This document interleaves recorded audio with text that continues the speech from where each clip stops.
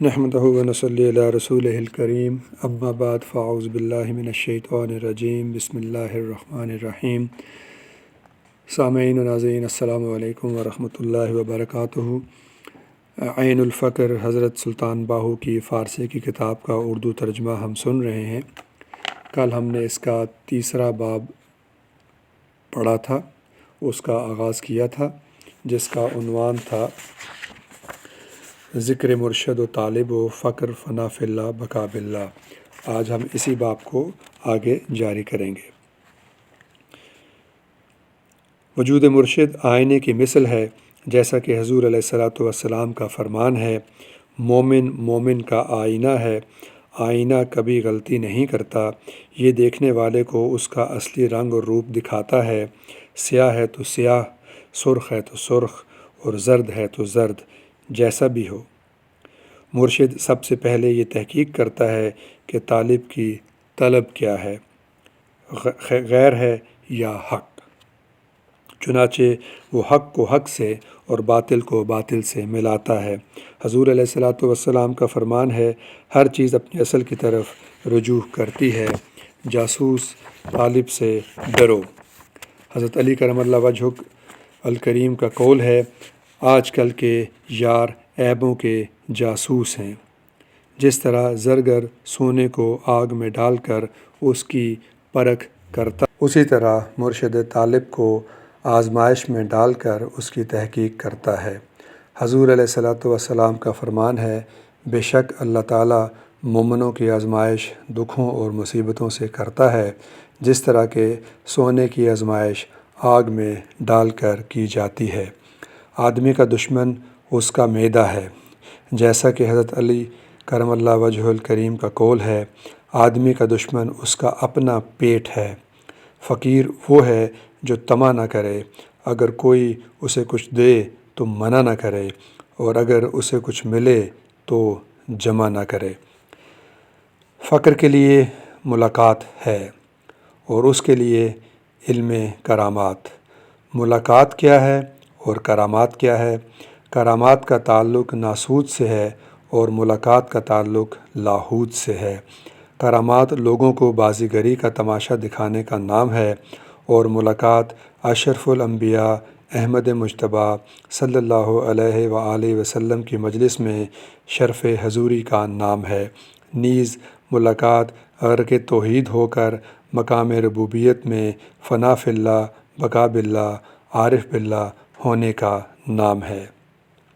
جسے مقام شریعت میں حضور علیہ الصلاۃ والسلام کی مجلس کی حضوری حاصل ہے، اسے مقام طریقت میں حضور علیہ الصلاۃ والسلام کی مجلس کی حضوری کے احوال کی کیا خبر؟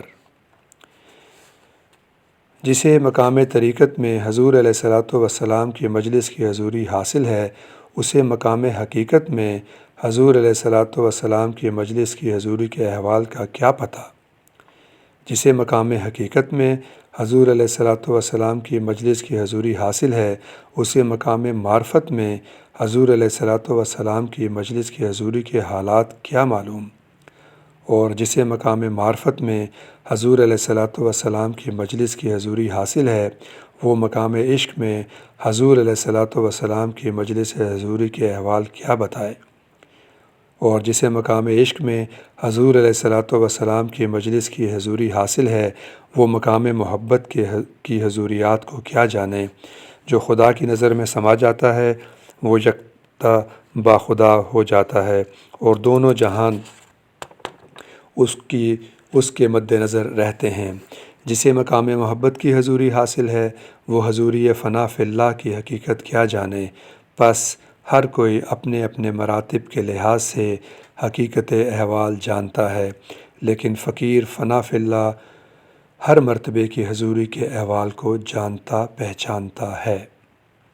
حضور علیہ الصلاۃ والسلام کا فرمان ہے، جس نے اللہ کو پہچان لیا، اس سے کوئی چیز مخفی نہ رہی۔ عالم اسے کہتے ہیں جو عین طالب حق ہو، مولانا اسے کہتے ہیں جو طالب مولا ہو، دانش مند اسے کہتے ہیں جو اپنے نفس کے خلاف مدعی بن کر اس کا محاسبہ کرے، اور فاضل اسے کہتے ہیں جو محبت الہی کے علاوہ سب کچھ چھوڑ کر اللہ تعالیٰ کا رفیق باتوفیق بن جائے کہ حضور علیہ الصلاۃ والسلام کا فرمان ہے، جس نے حصول دنیا کی خاطر علم حاصل کیا وہ کافر ہے، جس نے حجت بازی کے لیے علم حاصل کیا وہ منافق ہے، اور جس نے رضائے الہی کی خاطر علم حاصل کیا وہ مسلمان ہے۔ حضور علیہ الصلاۃ والسلام کا فرمان ہے، جو آدمی حق بات کہنے سے خاموش رہا وہ گونگا شیطان ہے۔ پس علم بھی دو قسم کا ہے، علم عارفیت اور علم عارعیت۔ علم عارفیت علم ربوبیت ہے، جو آدمی کو طالب دیدار پروردگار بناتا ہے، جبکہ علم عارعیت آدمی کو طالب دنیا مردار بناتا ہے۔ حدیث شریف میں آیا ہے، دنیا ایک خواب ہے اور اس کی عیش و عشرت احتلام ہے۔ جو علم روزگار دنیا کی خاطر پڑھا جائے وہ ابو جہل کے مرتبے پر پہنچاتا ہے، اور جو علم خدا اور رسول کی خاطر پڑھا جائے وہ مرتبہ محمدی صلی اللہ علیہ وآلہ وسلم پر پہنچاتا ہے۔ حضور علیہ الصلاۃ والسلام کا فرمان ہے، عذر تو کوئی شے ہے مگر جہالت کوئی شے نہیں۔ مرشد کو عالم ہونا چاہیے اور طالب کو متعلم، جاہل کی گنجائش ہی نہیں۔ حدیث قدسی میں آیا ہے، اللہ تعالیٰ جاہلوں کو دوست نہیں بناتا۔ جاہل کون ہے اور جاہل کسے کہتے ہیں؟ جاہل وہ ہے جو حب دنیا میں گرفتار، حرص و ہوا کا بندہ ہے، دنیا دوں کا طالب اور علماء و کلام اللہ کا دشمن ہے، لہٰذا وہ کافر ہے۔ فرمان حق تعالی ہے، اور وہ لوگ جو کافر ہوئے اور ہماری آیات کو جھٹلایا۔ زمین میں کوئی جاندار ایسا نہیں جس کی روزی کا ذمہ اللہ نے نہ اٹھا رکھا ہو، اور جس نے اللہ پر بھروسہ کیا اس کے لیے اللہ کافی ہے۔ اور اللہ جسے چاہتا ہے بے حساب روزی دیتا ہے، بس اسباب کو چھوڑ اور مسبب پر بھروسہ کر۔ مرشد اسباب کی بجائے مسبب کی راہ پر چلاتا ہے۔ جب رزق مقدر ہے تو اس کے لیے سرگردانی کیسی؟ رازق خود پہنچاتا ہے تو اس کے لیے جستجو کیسی؟ فرمان حق تعالی ہے، ہم نے ان کے درمیان روزی تقسیم کر دی ہے۔ اللہ تعالیٰ جو چاہتا ہے کر گزرتا ہے، اور اللہ جو چاہتا ہے اس کا حکم جاری کر دیتا ہے۔ اور یہ اس آیت مبارکہ کے عین مطابق ہے، پروردگار مجھے دکھا دے کہ تو مردوں کو کس طرح زندہ کرے گا۔ فرمایا، کیا تیرا ایمان نہیں ہے؟ عرض کی، کیوں نہیں؟ لیکن میں اپنے دل کو مطمئن کرنا چاہتا ہوں کہ دل مشاہدے کے بغیر مطمئن نہیں ہوتا۔ فرمایا، 4 پرندے پکڑو، انہیں اپنے ساتھ مانوس کرو، پھر انہیں ذبح کر کے ان کے ٹکڑے پہاڑ پر پھیلا دو، پھر انہیں اپنے پاس بلاؤ، وہ تمہارے پاس دوڑے چلے آئیں گے، اور جان لے کہ اللہ غالب حکمت والا ہے، جیسا کہ موسیٰ علیہ السلام اور خضر علیہ السلام کے واقعہ میں درج ہے۔ فرمان حق تعالی ہے، خضر علیہ السلام نے موسیٰ علیہ السلام سے کہا، اب میں آپ سے علیحدہ ہوتا ہوں اور آپ کو ان باتوں کی حقیقت بتاتا ہوں جن پر آپ سے چپ نہ رہا گیا۔ چنانچہ خضر علیہ السلام نے کشتی کو توڑنے، ٹوٹی ہوئی دیوار کو جوڑنے اور بچے کو قتل کرنے کی حقیقت موسیٰ علیہ السلام کو بتلا دی۔ یہ واقعہ سورہ کہف میں درج ہے۔ یہاں موسیٰ علیہ السلام کا رویہ علم ظاہر کی نمائندگی کرتا ہے، اور خضر علیہ السلام کا رویہ علم باطن کی۔ پس علماء اور طالب موسیٰ علیہ السلام کی سنت کے مرتبے پر ہوتے ہیں، اور فقرائے فنا فی اللہ مرشد حضرت خضر علیہ السلام کے مرتبے پر۔ اس لیے فقراء سے خضر علیہ السلام جیسے واقعات رونما ہوتے ہیں۔ مرشد طبیب کی مثل ہے اور طالب مریض کی مثل۔ طبیب جب کسی مریض کا علاج کرتا ہے تو اسے تلخ و شیریں دوائیں دیتا ہے، اور مریض پر لازم ہے کہ وہ یہ دوائیں کھائے تاکہ صحت یاب ہو سکے۔ مرشد کے 4 حروف ہیں، میم، ر، شین، دال۔ حرف میم سے صاحب مروت، حرف را سے ریاضت کش، حرف شین سے اہل شوق اور حرف دال سے صاحب درد۔ سن ایک بزرگ کا قول ہے، نفل نماز پڑھنا بیوہ عورتوں کا کام ہے، نفل روزے رکھنا روٹی کی بچت ہے، حج کرنا سیر تماشائے جہان ہے، اور دل کو مسخر کرنا مردوں کا کام ہے۔